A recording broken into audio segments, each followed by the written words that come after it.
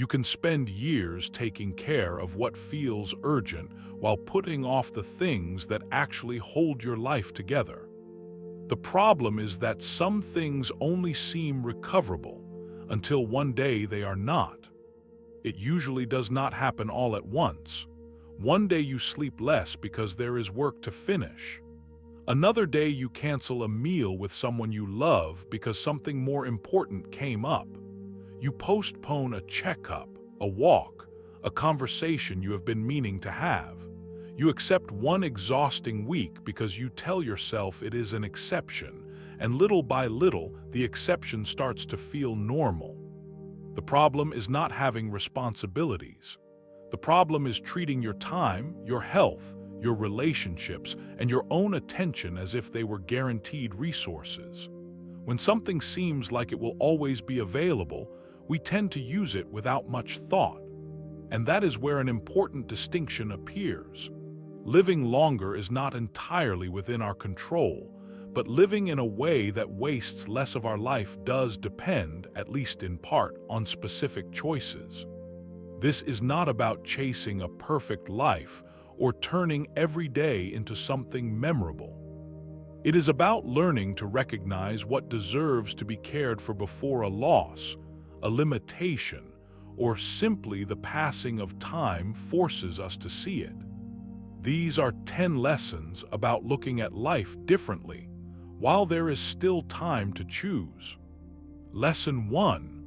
Do not spend your health as if it will always replenish itself. There is a kind of debt that never appears on a bank statement.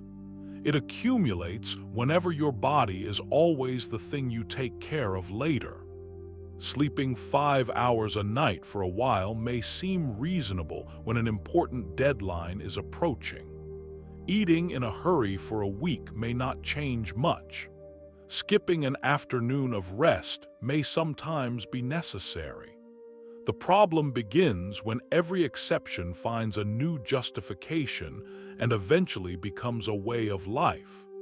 It is easy to think of health as something you simply have until one day something goes wrong. As long as your body works, you barely notice it. You can climb a flight of stairs, focus during a meeting, drive, carry groceries, wake up without pain, and continue with your routine. And precisely because all of this happens normally, it is easy to assume that it will continue happening without a cost. But your body does not understand ambitious schedules or promises about next month. It responds to what you repeatedly do. If every day ends in exhaustion and every morning begins without enough recovery, the useful question is not how much longer you can keep going. It is what you are financing with that exhaustion. This does not mean living worried about every ache or turning self-care into another obsessive obligation. Nor does it mean that people who take care of themselves can completely control what happens to them. Illness, accidents, and physical limitations can happen regardless of discipline. The lesson is more modest. Do not add avoidable damage to a life that will already bring difficulties of its own. Sometimes all it takes is looking at an ordinary week. What is always sacrificed first when there is not enough time? If the answer is sleep, movement, a proper meal, or rest, it may be worth reconsidering the hierarchy. Because we tend to protect what we consider important. And when the body always comes last on the list, the practical message is clear, even if we never say it out loud. There is also a reasonable objection. Some periods of life leave very little room for self-care. Caring for others, working more, or going through a difficult situation may temporarily demand more from us. That happens. The difference is between accepting a limited period of extra effort and becoming accustomed to permanently living beyond your own capacity.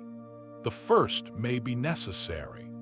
The second eventually turns exhaustion into the norm. A reasonable adjustment does not have to be dramatic.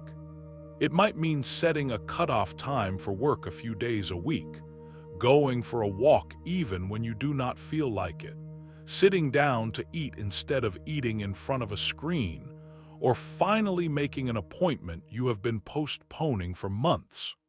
Taking care of yourself does not guarantee more years, but it increases the chances that you will not reach those future years, having treated your own body like a disposable tool.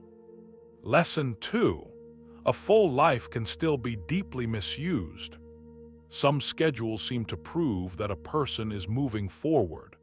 Meetings, messages, shopping, errands, favors, tasks, commitments. From the outside, everything is in motion. And yet, at the end of the week, a strange feeling can remain. You did many things, but almost none of the things that truly mattered. Being busy has a simple psychological advantage. It allows us to avoid the discomfort of choosing. When everything seems urgent, we do not have to decide what deserves priority. We simply respond to whatever arrives first, whatever makes the most noise, or whatever another person asks us to do. That is why a completely packed life is not necessarily a demanding life. Sometimes it is simply a life without priorities. Imagine an ordinary afternoon. You have one free hour. You could use it to make progress on something important, actually rest, or spend time with someone you rarely see.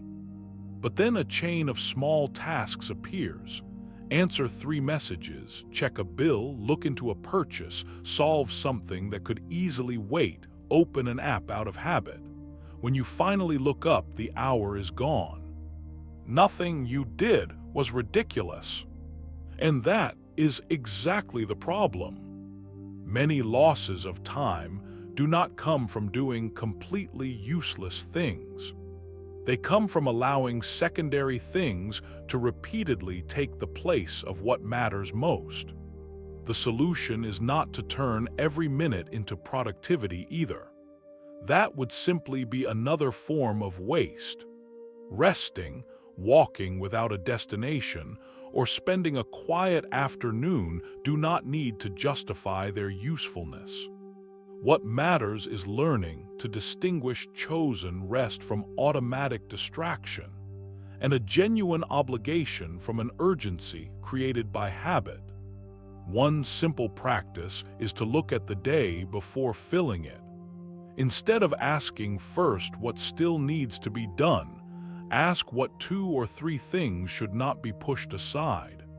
Sometimes that will mean finishing an important project. Other times it will mean getting to bed earlier, calling a family member, going to the doctor, reading, spending an uninterrupted hour with your partner, or simply refusing to accept one more commitment. It is also worth noticing which commitments we accept only because we want to avoid a small discomfort. Saying no, disappointing someone, or admitting that we cannot do everything. Every yes occupies real space. Choosing more carefully may not immediately give you more time, but it can stop you from giving that time away through inertia. There will be days when urgent matters win. Life does not follow a perfect schedule, but if urgency always wins, perhaps we are no longer dealing with an exception. Perhaps we are living according to priorities we never consciously chose. Having time does not mean having an empty calendar. It means being able to recognize what deserves a place in it, and what can remain outside without taking anything essential away from your life. Lesson 3. What you repeat eventually decides who you become without asking your permission. Big decisions get a lot of attention because they seem to define a life. Accepting a job, ending a relationship, moving somewhere new, starting a project. But a huge part of who we eventually become is built far away from those moments. It is built on an ordinary Tuesday when the alarm goes off and we repeat what we did yesterday. In the way we respond when something goes wrong. In what we do during the 10 minutes when nobody is watching. In how easily we use exhaustion as permission to abandon the things we had decided were worth protecting. A single habit carries very little weight. 100 repetitions tell a different story. This helps explain why some people wait to feel different before behaving differently. They want to feel disciplined before following a routine, feel calm before they stop reacting impulsively, or find motivation before doing what they already know would be good for them. The problem is that many abilities appear precisely after repeating the behavior, not before. There is no need to turn every action into a test of character. Skipping one workout, losing your patience one day, or spending an entire afternoon doing nothing does not determine who you are. The difficulty begins when an exception stops being an exception and starts becoming your usual response. You can see it in something small. At the end of a difficult workday, someone decides to read for half an hour because they have wanted to recover that habit for months. They sit down, glance at their phone for a moment, and end up spending 40 minutes jumping from one piece of content to another, barely remembering any of it afterward. Nothing terrible happened. But if that choice is repeated every night, we are no longer talking about 40 minutes. We are talking about a direction. The practical correction is to stop demanding immediate results from every habit. Walking for 20 minutes today may not produce any dramatic feeling. Putting your phone away during a conversation may not either. Preparing a simple meal instead of improvising will not transform your life that evening. Their value lies in the fact that repeated behavior reduces the distance between what we say matters and what we actually do. It also helps to start small. A change that is too ambitious requires an amount of energy that may only exist for a few days.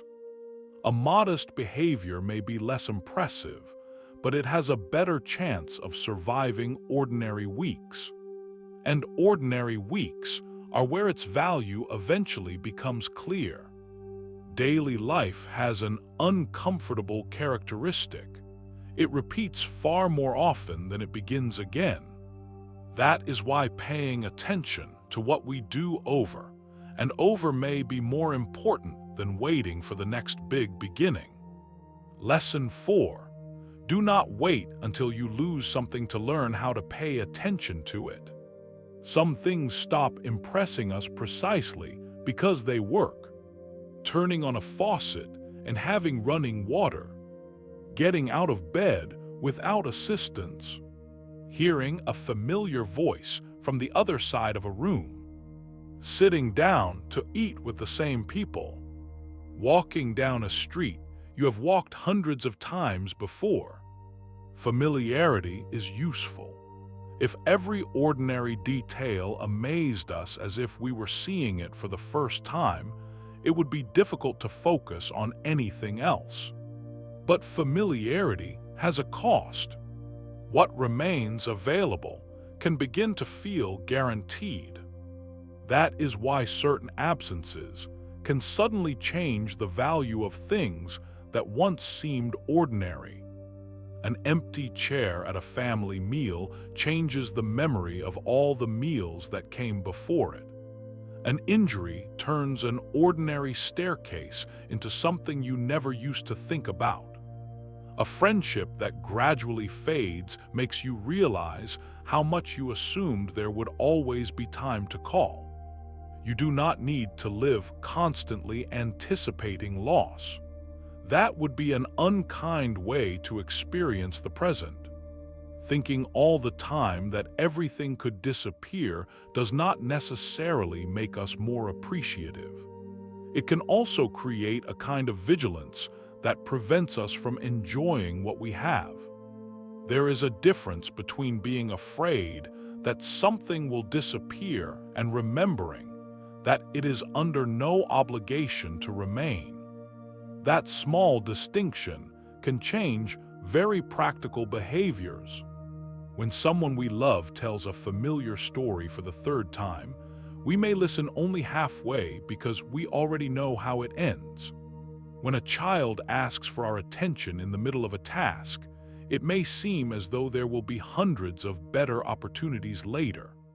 When a parent slowly grows older, each small limitation may go unnoticed until several of them together reveal how much time has passed. Paying attention does not mean abandoning your responsibilities and turning every encounter into something solemn. It means refusing to consistently treat the people and things closest to you as the easiest ones to postpone. One simple practice is to notice the things whose absence would genuinely change your life, and then ask how much care they receive while they are still present. Not to feel guilty, simply to adjust a behavior. Have one more meal together without screens. Make the visit. Ask with genuine interest instead of out of habit. Enjoy a walk without treating it like another task to complete.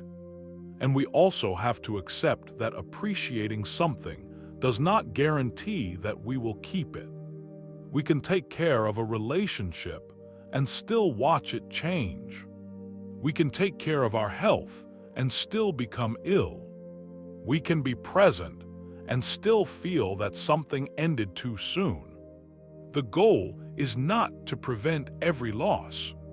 It is to reduce one particular kind of regret, realizing too late that something that seemed ordinary had quietly been supporting an important part of your life for years. Lesson 5. Some problems do not need more thought, they need a decision.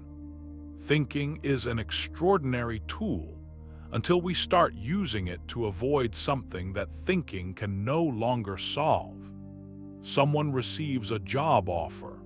They have compared the schedule, salary, commute, stability, and opportunities to learn. They have asked the necessary questions. They have spent a week reviewing the same advantages and disadvantages. Every night, they return to the decision, hoping to discover one more piece of information that will eliminate the possibility of making a mistake. But that piece of information may not exist. Real decisions usually contain some degree of uncertainty. We can research, calculate reasonable consequences, and ask for information. But eventually, we reach a point where more thinking no longer adds knowledge. It simply rearranges what we already know. Confusing these two stages has a cost. While we try to achieve impossible certainty, the decision remains open and continues consuming attention.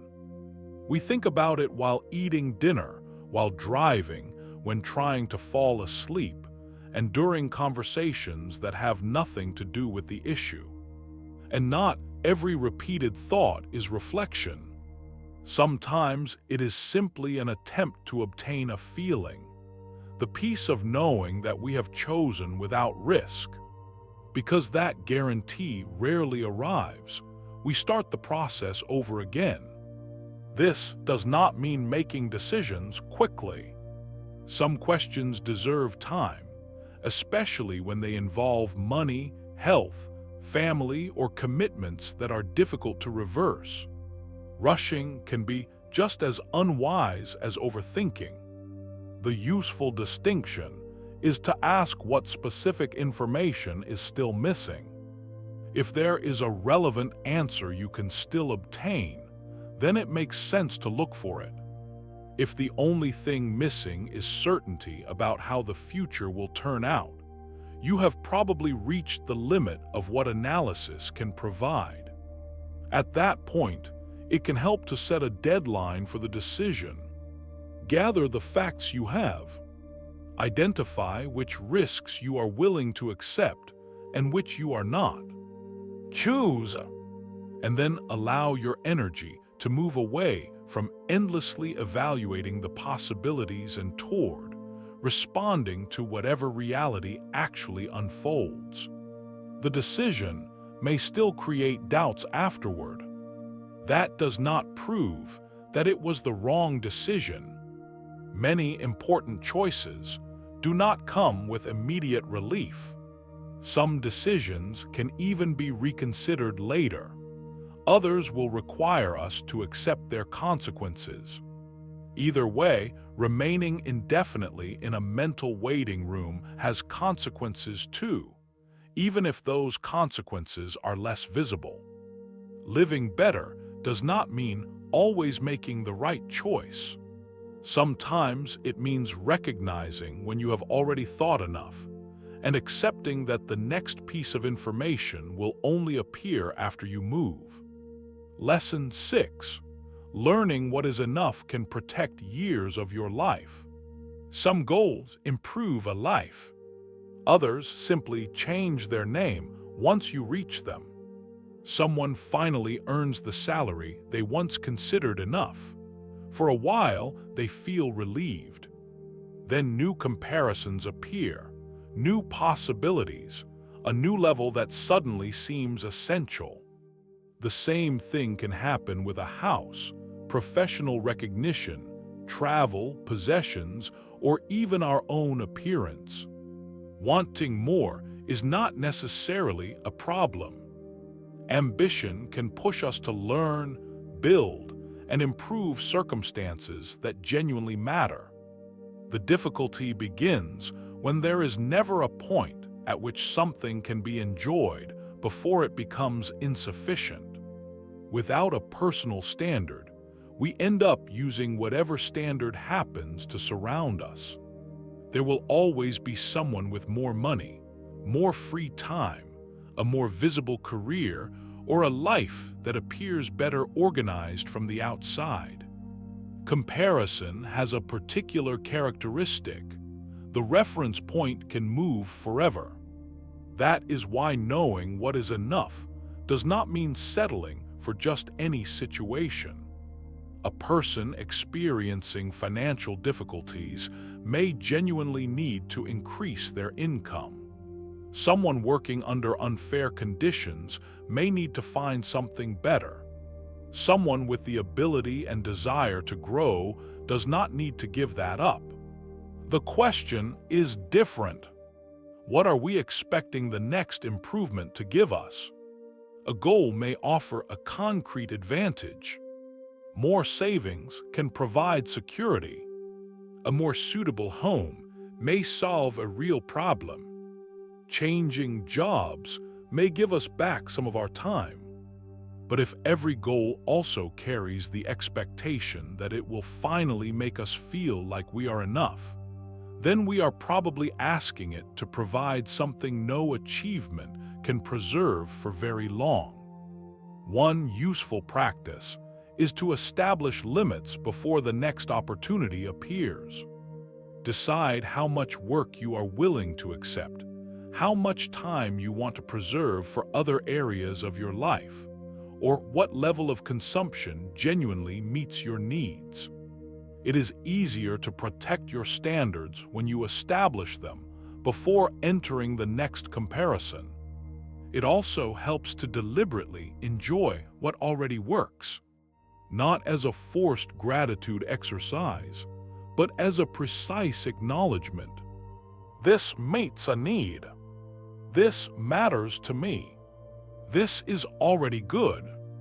A life can be spent constantly trying to reach the next level without ever truly standing on any of them.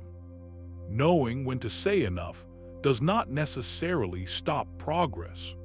Sometimes it simply prevents progress from becoming a sophisticated way of never arriving. Lesson 7. Do not turn an older version of yourself into a permanent obligation.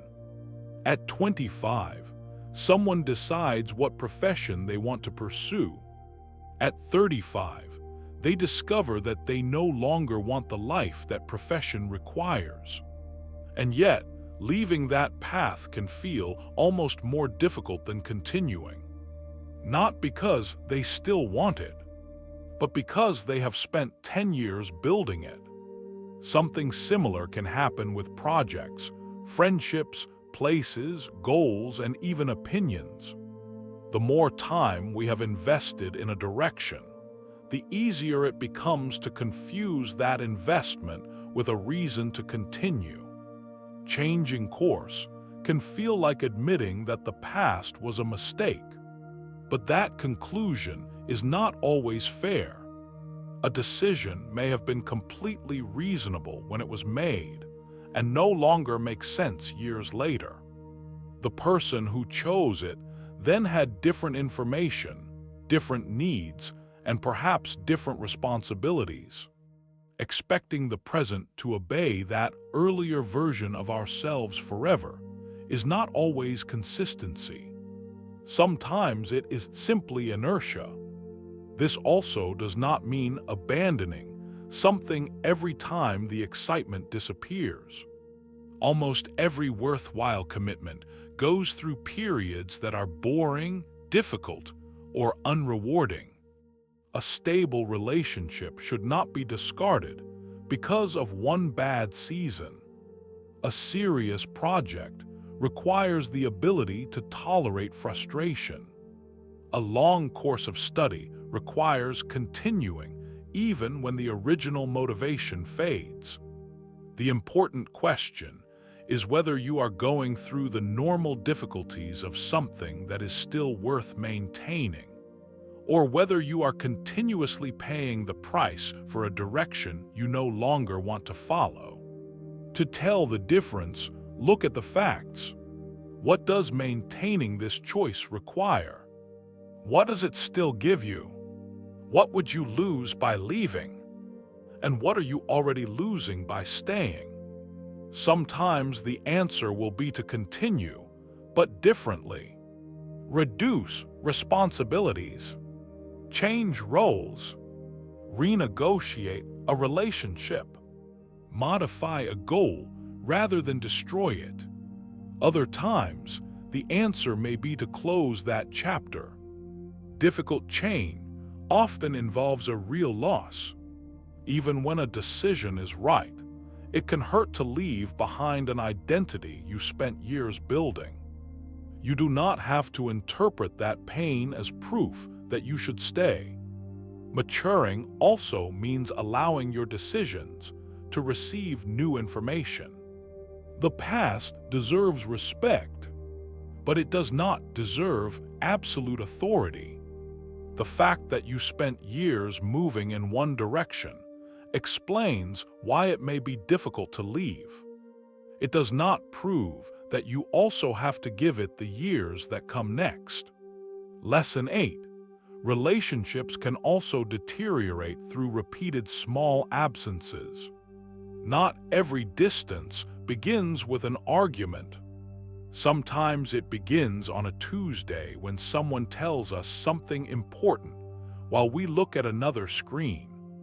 It continues with a phone call we put off until the weekend, an apology that seems unnecessary because the issue was small, and a meal where everyone is physically present but hardly listening to one another.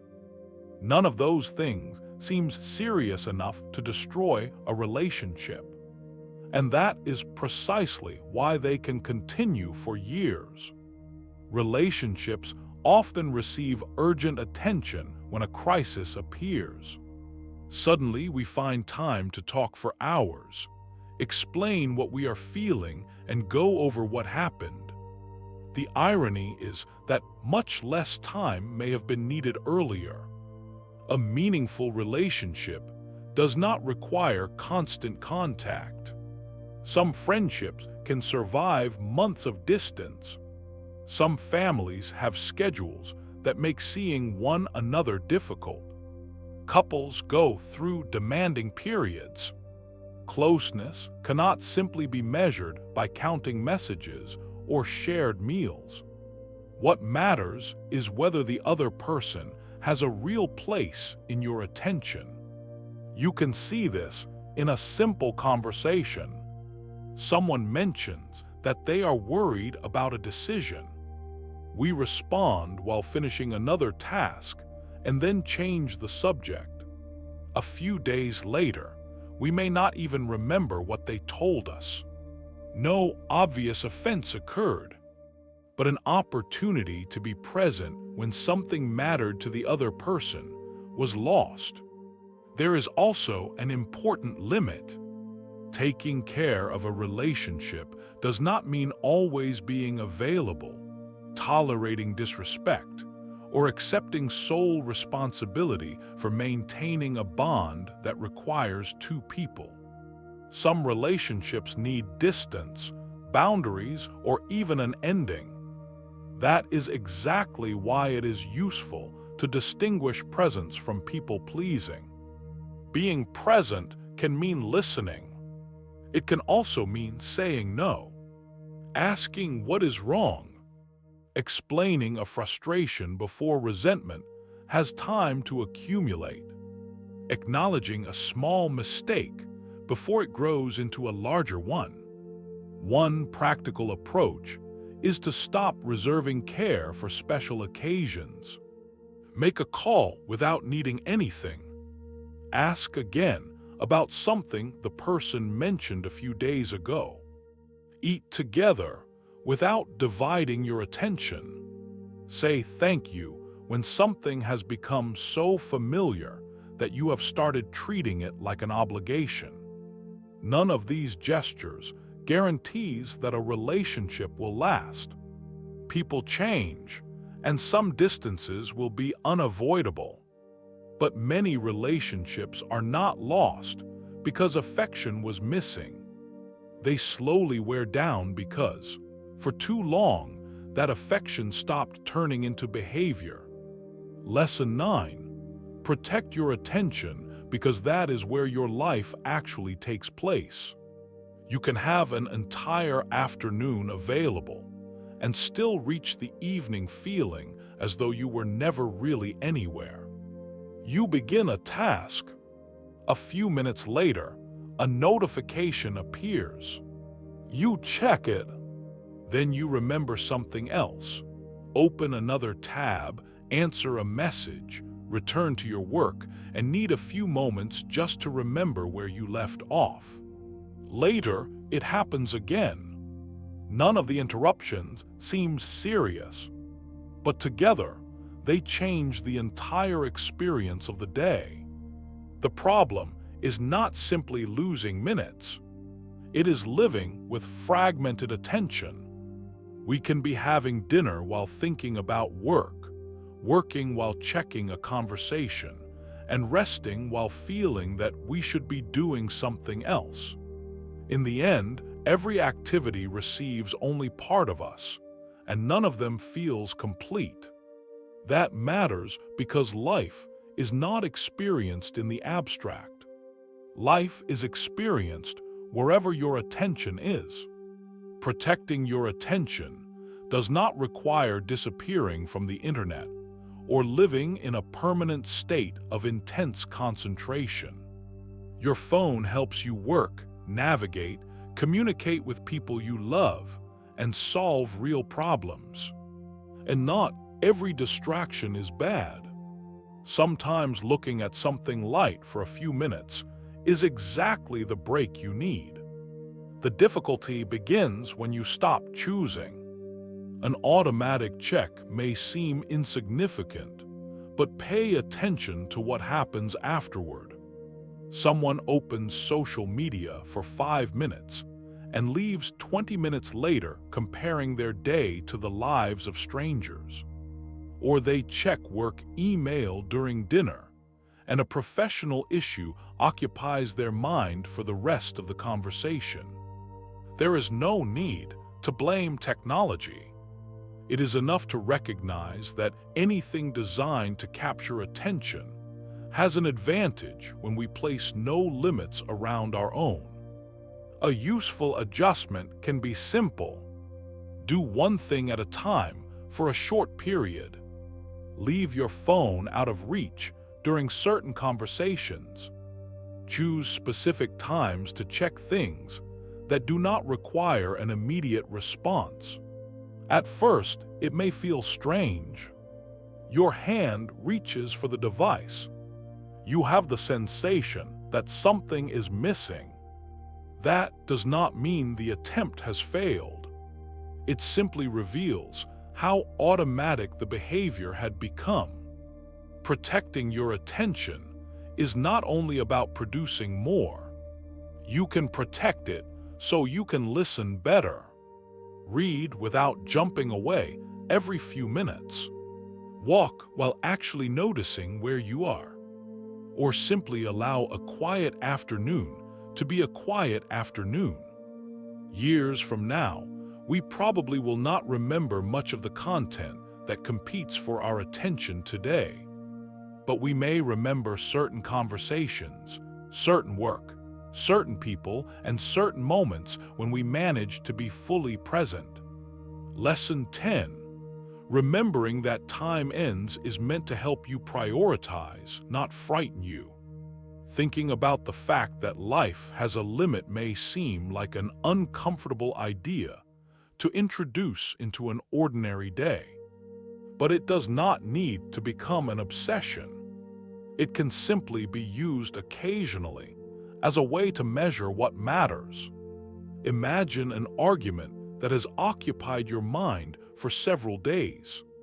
At first, there was something specific that needed to be resolved. Then came pride, sentences replayed over and over, and the desire to prove who was right. Asking how much that conflict will matter 5 years from now does not automatically resolve the disagreement, but it can help separate what truly matters from everything that accumulated around it. Awareness of time creates a different measure. It can also be applied to decisions we keep postponing. A visit delayed for months. A project that will always begin when life becomes calmer. A conversation we know we need to have. A habit we keep pushing to next Monday. Not everything has to happen immediately. That would be just as unwise as postponing everything. Some decisions require preparation, money, information, or simply the right moment. But there is a difference between waiting for a reason and waiting, because it feels more comfortable to imagine that there will always be another chance. Remembering that time is limited helps us see that difference. We do not know how much time we will have. And precisely for that reason, turning every day into a race would be absurd. Constant urgency wastes life too. If someone tries to make every second productive, they may eventually become unable to enjoy any second that does not look useful. The point is not to fill time. It is to stop relating to time as if it were infinite. That allows us to make more proportionate decisions. Perhaps an argument is not worth losing another night of sleep.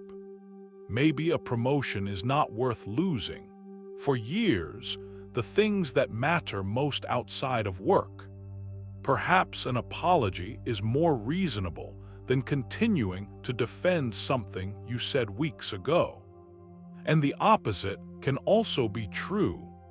Remembering that time is limited may confirm that a difficult goal is worth the effort, that an uncomfortable conversation needs to happen, or that a relationship needs a boundary.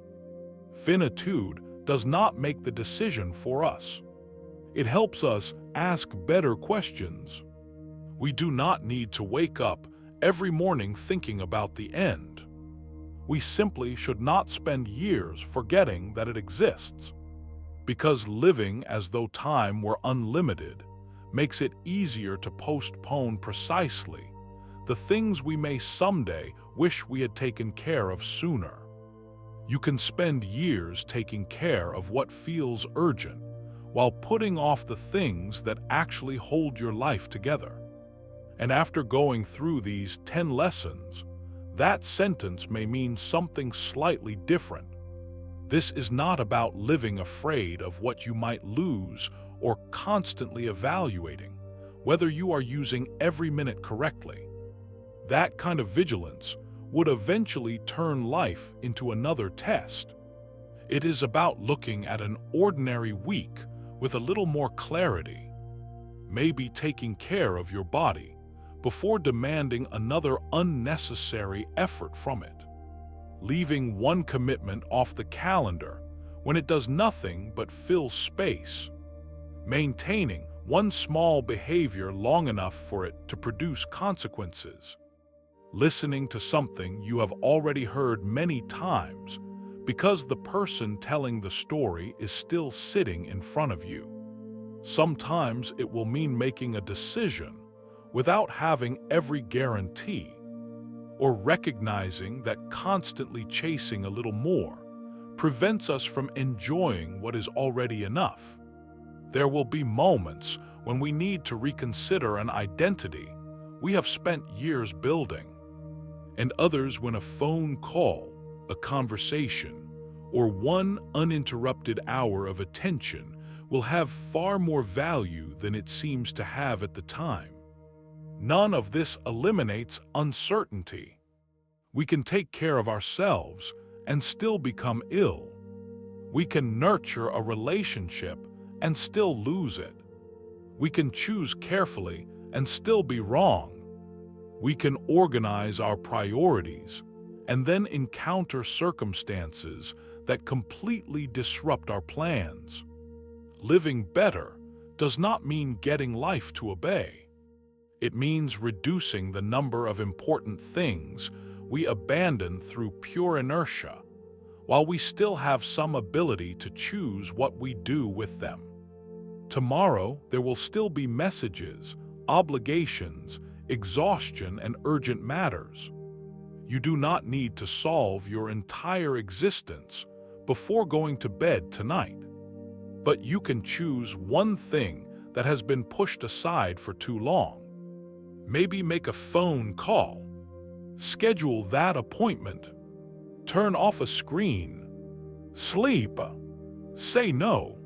Start walking again. Have the conversation you have been avoiding. Or simply sit with someone without trying to be in two places at once. Time does not have to become a threat in order to become valuable. Sometimes it is enough to remember that it was never promised to us in order to begin using the time already here a little better. If you think this video could help someone, feel free to share it. This is Espiritu Stoico. Until next time.